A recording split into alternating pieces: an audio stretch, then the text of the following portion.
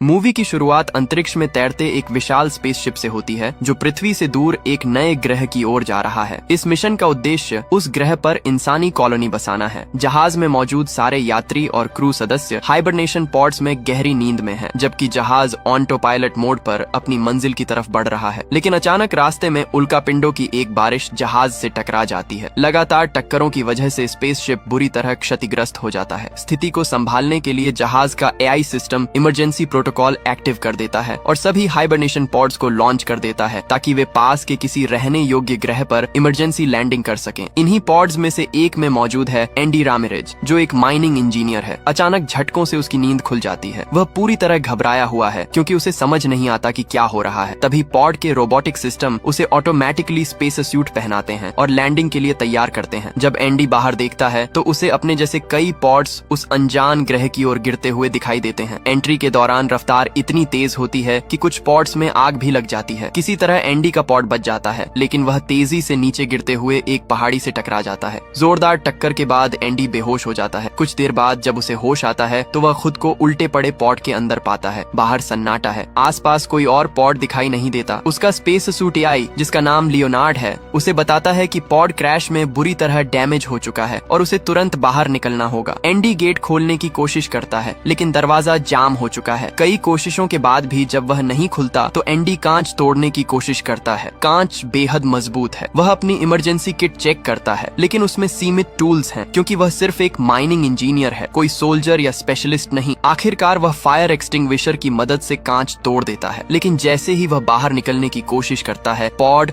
और खिसक कर पलट जाता है। इस दौरान उसका सूट फट जाता है और ऑक्सीजन तेजी से लीक होने लगती है। लियोनार्ड तुरंत चेतावनी देता है कि उसकी ऑक्सीजन तेजी से खत्म हो रही है। घबराहट में एंडी सूट पर रिपेयरिंग स्प्रे लगाता है, जिससे अस्थायी रूप से लीक बंद हो जाता है। बड़ी मुश्किल से वह पॉड से बाहर निकल आता है। बाहर का नजारा बेहद अजीब और डरावना है। वातावरण सांस लेने लायक नहीं है। दूर दूर तक बंजर और चट्टानी जमीन फैली हुई है। तभी आसमान में उनका मुख्य स्पेसशिप दिखाई देता है, जो कुछ ही देर में इस ग्रह पर आकर क्रैश हो जाता है। एंडी लियोनार्ड से पूछता है कि वे कहाँ हैं। लियोनार्ड बताता है कि यह एक अनजान ग्रह है, जिसके बारे में इंसानों के पास कोई पुख्ता जानकारी नहीं है। ये सुनकर एंडी की चिंता और बढ़ जाती है। तभी उसे दूर कहीं रोशनी जैसी कुछ चमकती दिखाई देती है। उम्मीद की एक किरण के साथ वह उस दिशा में बढ़ने का फैसला करता है। रास्ते में उसे जहाज का जला हुआ मलबा और एक और क्रैश हुआ पॉड मिलता है। वह अंदर झांकता है। एक मृत यात्री दिखाई देता है। ये देखकर एंडी बुरी तरह घबरा जाता है। वह उस पॉड से ऑक्सीजन टैंक निकालने की कोशिश करता है, लेकिन टैंक फटा हुआ है और पूरी ऑक्सीजन निकल चुकी है। निराश होकर वह फिर उसी चमकती रोशनी की ओर बढ़ता है। इस बीच तेज तूफान जैसी परिस्थितियां भी सामने आती हैं, जिससे चलना और मुश्किल हो जाता है। आखिरकार वह उस रोशनी तक पहुंचता है। पास जाकर उसे पता चलता है कि वे लाइट्स किसी और सर्वाइवर ने लगाई हैं। एंडी किसी इंसान को जिंदा देखकर राहत की सांस लेता है। उसने एक अस्थायी कम्युनिकेशन सेटअप तैयार किया था, जिसकी मदद से वह पृथ्वी पर SOS सिग्नल भेजने की कोशिश कर रही थी। फिलहाल इंतजार, हम पृथ्वी से बहुत दूर हैं। हमारा मैसेज वहां तक पहुंचने में लगभग 8 महीने लेगा, और अगर उन्होंने तुरंत रेस्क्यू मिशन भेज भी दिया तो यहाँ तक आने में 1.5 से 2 साल लग सकते हैं। एंडी हैरान रह जाता है। हम इतने साल यहाँ जिंदा कैसे रहेंगे, बिना खाने बिना पानी? अगर हमें जिंदा रहना है तो हमें सरवाइव करना होगा। जो भी करना पड़े हम करेंगे। क्रैश हुए जहाज में सप्लाई, ऑक्सीजन और सर्वाइवल गियर मिल सकता है। हमें हार नहीं माननी है। एंडी इस सच्चाई से अंदर तक हिल जाता है। इसी बीच एंडी अपने सूट की लाइट्स का कनेक्शन ठीक कर रहा होता है। तभी अचानक उसके पीछे से तेज हलचल होती है। वह कुछ समझ पाता उससे पहले ही कोई अनदेखी ताकत पॉड को जोर से झटका देती है। लाइट्स टिमटिमाने लगती हैं। एंडी मुड़कर देखता है, लेकिन अंधेरे और धूल के बीच उसे कुछ साफ दिखाई नहीं देता। कुछ सेकंड पहले तक जो कनेक्शन साफ था, अब सन्नाटा छा जाता है। घबराकर एंडी इधर उधर देखता है। उसे लगता है शायद सिग्नल में दिक्कत आई है। वह फिर से कनेक्शन चेक करता है। उसी दौरान उसे पता चलता है कि पृथ्वी के लिए भेजा गया मैसेज पूरी तरह तैयार है। समय बर्बाद किए बिना वह ट्रांसमिशन शुरू कर देता है। मैसेज अंतरिक्ष की गहराइयों में भेज दिया जाता है, एक उम्मीद के सहारे। तभी लियोनार्ड चेतावनी देता है, ऑक्सीजन स्तर कम हो रहा है, आपको जल्द ही सप्लाई की जरूरत पड़ेगी। अब एंडी के पास समय बहुत कम है। उसे याद आता है मुख्य स्पेसशिप के मलबे में सर्वाइवल सप्लाई हो सकती है।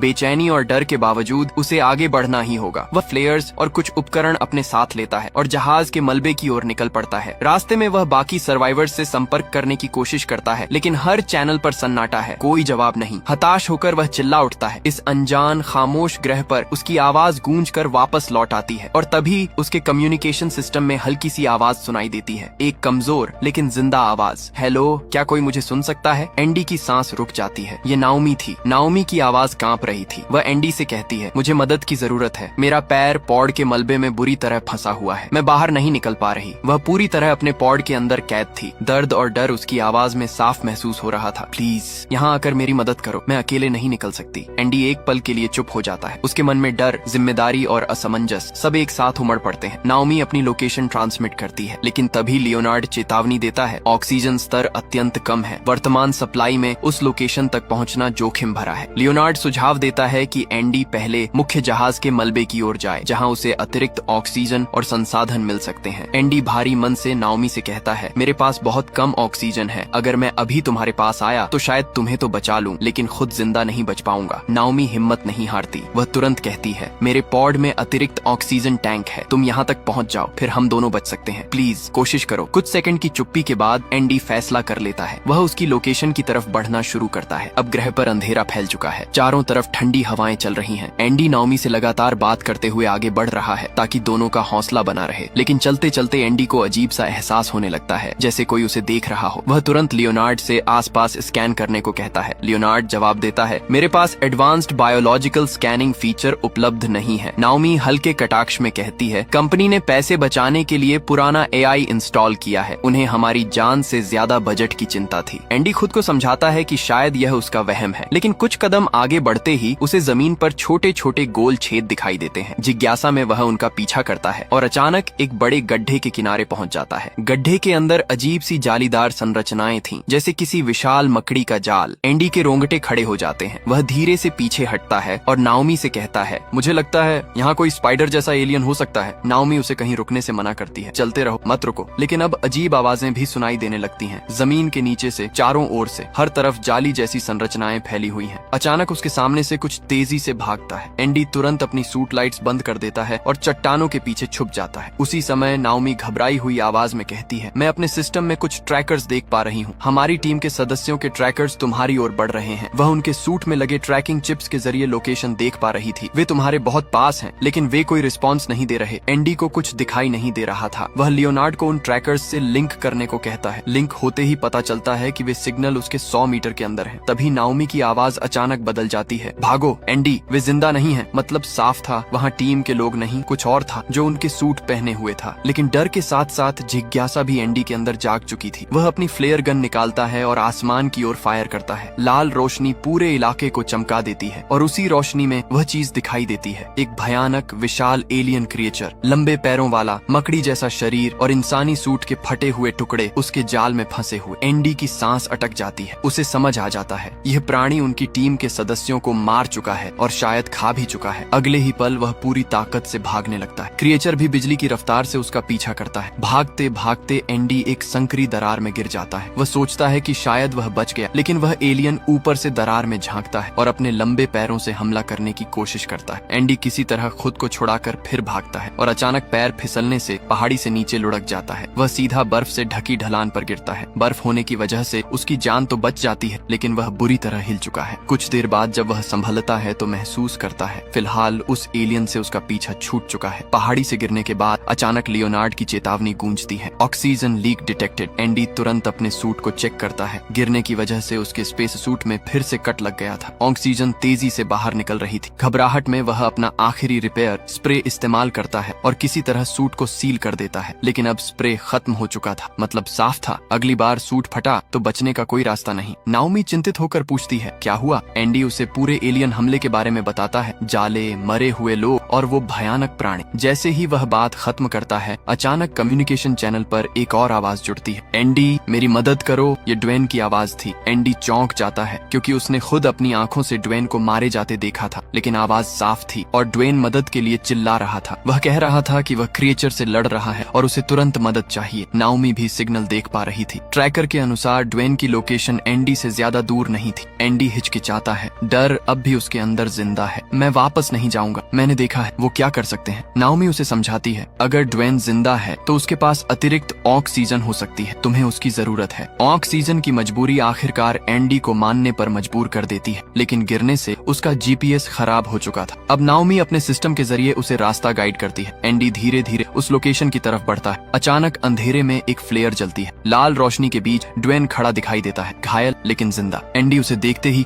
उसकी तरफ भागता है और तभी अचानक पीछे से वही विशाल एलियन क्रिएचर ड्वेन पर झपट पड़ता है। एक ही पल में वह उसे जमीन पर गिराकर चीर फाड़ देता है। एंडी डर के मारे एक क्रैश हुए पॉड के पीछे छिप जाता है। उसके सामने ड्वेन का भयानक अंत हो जाता है, लेकिन खतरा अभी टला नहीं था। एक दूसरा क्रिएचर उसकी मौजूदगी भांप लेता है और उसकी तरफ बढ़ने लगता है। एंडी की सांसें तेज हो जाती हैं। तभी पास में पड़ा एक पॉड अचानक एक्टिव हो जाता है। उसकी लाइट्स ब्लिंक करने लगती हैं। क्रिएचर का ध्यान भटक जाता है और वह उस पॉड पर हमला कर देता है। असल में नाओमी ने रिमोटली उस पॉड को एक्टिव किया था ताकि एंडी को भागने का मौका मिल सके। वह टीम की सुपरवाइजर थी, इसलिए उसके पास सिस्टम एक्सेस था। एंडी तुरंत दूसरे पॉड के अंदर घुसकर छिप जाता है, लेकिन तभी गलती हो जाती है। नाओमी दूसरा पॉड एक्टिव करने की कोशिश में उसी पॉड को ऑन कर देती है जिसमें एंडी छिपा हुआ था। अंदर लाइट्स ब्लिंक करने लगती हैं। क्रिएचर अब सीधे उसी पॉड की तरफ बढ़ रहे थे। अंदर एक मृत शरीर भी पड़ा था और उस अंधेरे बंद जगह में एंडी का डर कई गुना बढ़ जाता है। वह नाओमी से कहता है, इसे बंद करो जल्दी, लेकिन सिस्टम रिस्पॉन्ड नहीं करता। अब एंडी को लगता है यही उसका अंत है। आखिरी कोशिश में नाओमी सारे पॉड्स एक साथ एक्टिव कर देती है। चारों तरफ लाइट्स ब्लिंक करने लगती हैं। क्रिएचर कंफ्यूज हो जाते हैं और अलग अलग दिशाओं में बंट जाते हैं। यही मौका देखकर एंडी पूरी ताकत से भागता है, लेकिन कुछ क्रिएचर उसे देख लेते हैं और फिर से पीछा शुरू कर देते हैं। भागते भागते एंडी अचानक एक धुंधले इलाके में पहुंच जाता है। चारों तरफ घना फॉग। क्रिएचर उस सीमा तक आते हैं, लेकिन एक कदम भी अंदर नहीं रखते। वे वहीं से वापस मुड़ जाते हैं। एंडी हैरान है। तभी उसे आसपास चमकते हुए जुगनू दिखाई देते हैं, बेहद खूबसूरत नीली हरी रोशनी बिखेरते हुए। कुछ पल के लिए वह इस सुंदर दृश्य में खो जाता है, लेकिन अचानक उन जुगनुओं का रंग लाल हो जाता है और अगले ही सेकंड वे झुंड बनाकर एंडी पर हमला कर देते हैं। वे साधारण जुगनू नहीं थे, वे आक्रामक जीव थे। एंडी किसी तरह खुद को बचाते हुए आगे बढ़ता है। नाओमी अनुमान लगाती है शायद क्रिएचर इनसे डरते होंगे, इसलिए वे फॉग एरिया में नहीं आए। लेकिन तभी एंडी को जमीन के अंदर से गहरी घरघराहट सुनाई देती है। वह कहता है, नहीं, वे जुगनुओं से नहीं डर रहे थे, वे किसी और चीज से डर रहे थे।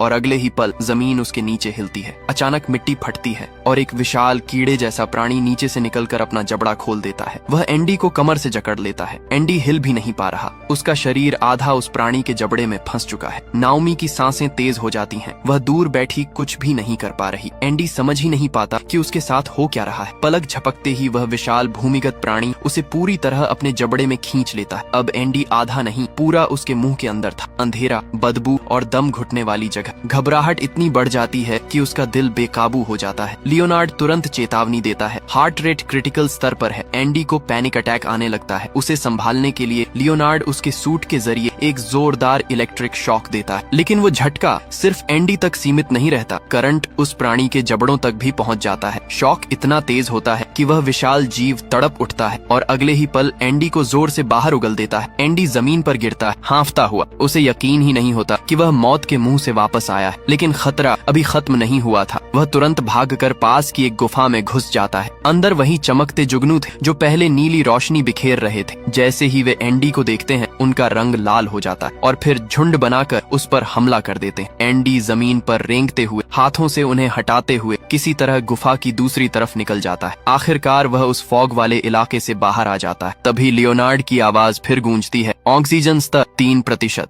इतनी कम ऑक्सीजन में वह नाओमी तक नहीं पहुंच सकता। लियोनार्ड सलाह देता है कि वह पास के मुख्य जहाज के मलबे की ओर जाए। नाओमी भी कहती है, पहले खुद को बचाओ, लेकिन एंडी मना कर देता है। उसे पता है क्रिएचर लगातार पॉड्स पर हमला कर रहे हैं। अगर उसने देर की तो नाओमी नहीं बचेगी। वह अपनी बची खुची ताकत जुटाकर उसकी ओर दौड़ पड़ता है। रास्ते में उसकी ऑक्सीजन पूरी तरह खत्म हो जाती। अब वह सिर्फ सूट में बची थोड़ी सी प्रेशर सपोर्ट के भरोसे भाग रहा है। उसकी सांसें टूटने लगती हैं, नजर धुंधली पड़ने लगती है, लेकिन आखिरकार वह नाओमी के पॉड तक पहुंच जाता है। नाओमी तुरंत पॉड का दरवाजा खोलती है और उसके लिए अतिरिक्त ऑक्सीजन टैंक बाहर बढ़ा देती है। एंडी जैसे ही नया टैंक कनेक्ट करता है, उसे फिर से हवा मिलती है। वह राहत की लंबी सांस लेता है। अब बारी है नाओमी को बाहर निकालने की। उसका पैर मलबे में बुरी तरह फंसा हुआ था। एंडी पूरी ताकत लगाता है, लेकिन पैर हिलता तक नहीं। आखिरकार वह नाओमी की इमरजेंसी किट चेक करता है। उसमें प्रोफेशनल टूल्स थे जो उसे कभी दिए ही नहीं गए थे। दोनों राहत की सांस लेते हैं, लेकिन तभी उनकी नजर फर्श पर पड़े खून के निशानों पर जाती है। ऐसा लग रहा था कि किसी लाश को घसीट कर ले जाया गया हो। डर के बावजूद वे उन निशानों का पीछा करते हैं। आगे जाकर उन्हें इंसानी शरीर के टुकड़े और जाली दिखाई देती है। उन्हें समझ आ जाता है कि खतरा अभी खत्म नहीं हुआ। तभी एक क्रिएचर वहां आ जाता आता है। दोनों तुरंत अपनी लाइट्स बंद कर छुप जाते हैं। क्रीचर आकर अपने पेट से इंसानी हड्डियां और हेलमेट बाहर निकालता है। उनमें से एक हेलमेट ड्वेन का था। ये देखकर दोनों कांप उठते हैं। कुछ देर बाद वह क्रीचर वहां से चला जाता है। मौका देखकर दोनों पीछे हटने लगते हैं। तभी एक और क्रीचर वहां आ जाता है। वह उन्हें तुरंत नहीं देखता, इसलिए वे चुपचाप पीछे हटते हैं। लेकिन एंडी से हल्की सी आवाज हो जाती है। क्रीचर उन्हें देख लेता है। दोनों भागकर पास के एक एयरलॉक में घुस जाते हैं और गेट लॉक कर देते हैं। बाहर क्रीचर गेट को तोड़ने लगता है। एंडी दूसरी तरफ वाले कार्गो बे के गेट को खोलने की कोशिश करता है, लेकिन नाओमी कहती है, हम फंस चुके हैं, ये गेट अंदर से नहीं खुलेगा, इसका कंट्रोल बाहर है, वहीं जहां वह क्रीचर खड़ा है। अब वे सचमुच फंस चुके थे। क्रीचर गेट को लगभग तोड़ ही देता है। दोनों समझ जाते हैं कि अब बचने का कोई रास्ता नहीं। वे बैठ जाते हैं, मौत का इंतजार करते हुए। इस आखिरी पल में एंडी अपनी फैमिली को याद करने लगता है। वह बताता है कि उसकी फैमिली कार एक्सीडेंट में मारी गई थी और वह खुद को उसका जिम्मेदार मानता है क्योंकि वह गाड़ी चला रहा था। नाओमी उसे कहती है, खुद को दोष देना बंद करो। अगर मैं आज जिंदा हूँ तो सिर्फ तुम्हारी वजह से। तुम एक अच्छे इंसान हो। दोनों भावुक होकर एक दूसरे को गले लगाते हैं, अलविदा कहते हैं। उसी समय नाओमी की नजर एंडी के सूट पर पड़ती है। उस पर जुगनुओं का एक छोटा झुंड चिपका हुआ था जो शायद गुफा से निकलते समय उसके साथ चिपक गया था। और तभी क्रीचर गेट तोड़कर अंदर घुस आता है। नाओमी बिना समय गंवाए एंडी के सूट से वे जुगनू पकड़कर उस क्रीचर के ऊपर फेंक देती है। जैसे ही नाओमी जुगनुओं का झुंड उस क्रीचर पर फेंकती है, वे तुरंत लाल होकर उस पर हमला करने लगते हैं। क्रीचर तड़पने लगता है और कुछ पल के लिए उसका ध्यान भटक जाता है। इसी मौके का फायदा उठाकर एंडी और नाओमी बाहर निकलते हैं और उस बटन को दबा देते हैं जिससे कार्गो बे का गेट खुल जाता है। दोनों तेजी से कार्गो बे की ओर भागते हैं, लेकिन वे आगे नहीं बढ़ पाते। वे ऊंचाई पर थे और नीचे कार्गो बे का हिस्सा था। पीछे से क्रीचर फिर संभल कर उनकी ओर आने लगता है। एंडी गेट बंद करने की कोशिश करता है ताकि क्रीचर अंदर न आ सके, लेकिन किसी वजह से गेट बंद नहीं होता। अगले ही पल वे दोनों और वह क्रीचर साथ में नीचे गिर जाते हैं। अब वह क्रीचर उनके ठीक सामने खड़ा था। उसी समय एंडी की नजर नाओमी के गिरे हुए सूट रिपेयरिंग स्प्रे पर पड़ती है। वह तुरंत उसे उठाकर क्रीचर के मुंह पर फेंक देता है। स्प्रे चिपकने वाला था और उसका जबड़ा कुछ पल के लिए सील हो जाता है। इसी का फायदा उठाकर दोनों फिर भागते हैं, लेकिन क्रीचर खुद को छुड़ाकर दोबारा उनके पीछे आ जाता है। भागते भागते एक जगह दोनों गिर जाते हैं। स्थिति बेहद खराब थी। तब नाओमी एंडी से कहती है, हमें इसे मारना ही होगा। मैं इसका ध्यान भटकाती हूँ, तुम इसे खत्म करने का तरीका ढूंढो। एंडी आसपास देखता है और उसे कुछ पॉड्स दिखाई देते हैं जो अब भी सही सलामत थे। उसके दिमाग में एक योजना बनती है। वह ऊपर चढ़कर सबसे ऊंचे पॉड तक पहुंचता है। उसका प्लान था उस पॉड को क्रीचर पर क्रैश करके उसे मार देना। वह नाओमी को अपना प्लान बताता है। इस बीच नाओमी क्रीचर से बचते हुए भाग रही थी। वह एंडी से कहती है कि कार्गो बे की सारी लाइट्स बंद कर दे क्योंकि क्रीचर अंधेरे में ठीक से नहीं देख पाता। अचानक क्रीचर नाओमी पर वार करता है और उसकी ओर बढ़ने लगता है। उसी समय एंडी सारी लाइट्स ऑफ कर देता है। अंधेरा छा जाता है। क्रीचर ठीक से देख नहीं पा रहा था, लेकिन फिर भी नाओमी की दिशा में बढ़ रहा था। नाओमी की नजर ऊपर रखे एक टूटे हुए बॉक्स पर पड़ती है। वह जल्दी से उसमें घुस जाती है और बाल बाल बचती है। उधर एंडी पॉड को स्टार्ट करने की कोशिश करता है, लेकिन पावर कट की वजह से वह चालू नहीं होता। वह पावर सिस्टम को दोबारा चालू करने का सोचता है, लेकिन लियोनार्ड बताता है कि इसमें 15 मिनट लग सकते हैं और उनके पास इतना समय नहीं था। तब सुझाव आता है, सूट की बैटरी से पॉड को डायरेक्ट पावर दी जा सकती है, लेकिन इसके लिए एंडी को पॉड के अंदर बैठना होगा। मतलब साफ था, उसे उसी पॉड में बैठकर उसे क्रीचर पर क्रैश करना होगा और इसमें उसकी जान भी जा सकती थी। एंडी बिना झिझक मान जाता है। वह पॉड के अंदर बैठता है, अपना सूट सिस्टम से कनेक्ट करता है। पॉड लॉन्च के लिए तैयार हो जाता है। उधर नाओमी ऊपर की लाइट्स ऑन करके क्रीचर को अपनी ओर खींचती है ताकि एंडी सही निशाना लगा सके। सही मौका देखते ही एंडी पॉड लॉन्च कर देता है। लॉन्च के उसी पल उसे अपनी फैमिली की याद आती है। वह कार एक्सीडेंट जिसमें उसने उन्हें खो दिया था। अगले ही सेकंड पॉड तेज रफ्तार से जाकर सीधे उस क्रीचर से टकराता है। भयानक धमाका होता है। क्रीचर वहीं खत्म हो जाता है। नाओमी दूर जाकर गिरती है। कुछ पल बाद वह उठती है और दौड़कर उस जगह पहुंचती है जहां पॉड क्रैश हुआ था। एंडी अब भी पॉड के अंदर था। वह उसे हिलाती है, लेकिन वह आंखें नहीं खोलता। नाओमी टूट जाती है। उसकी आंखों से आंसू बहने लगते हैं, लेकिन तभी एंडी धीरे धीरे अपनी आंखें खोलता है। वह सिर्फ बेहोश हुआ था। उसे जिंदा देखकर नाओमी की आंखों में राहत और खुशी दोनों आ जाती है। कुछ देर बाद वे दोनों जहाज के बाहर खड़े होते हैं। अब सुबह हो चुकी थी। एंडी कहता है, मैंने ड्वेन की बनाई मशीन से धरती पर मैसेज भेज दिया था। कुछ सालों में रेस्क्यू टीम यहाँ पहुंच जाएगी। तब तक हमें यहीं सर्वाइव करना होगा। दोनों एक दूसरे को देखते हैं, थके हुए लेकिन जिंदा। और इसी उम्मीद भरे सीन के साथ मूवी खत्म होती है। अगर आपको यह मूवी पसंद आई हो तो वीडियो को लाइक करें, चैनल को सब्सक्राइब करें और कमेंट में जरूर बताएं कि आपको ये कहानी कैसी लगी। हम मिलेंगे अगली किसी इंटरेस्टिंग मूवी के साथ। तब तक के लिए बाय बाय।